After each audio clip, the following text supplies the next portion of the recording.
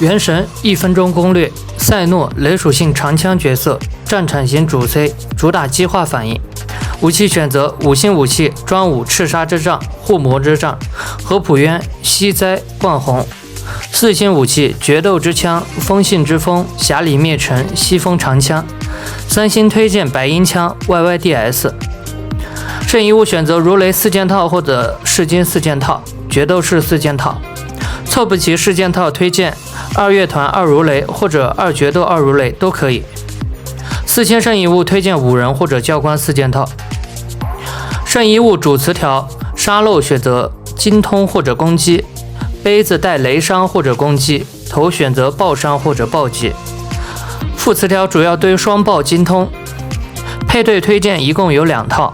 打激化赛诺草主菲谢尔钟离，打战犯赛诺草主叶兰九旗忍。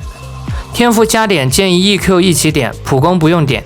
平民0命即可，关键命做2命，克老建议抽取。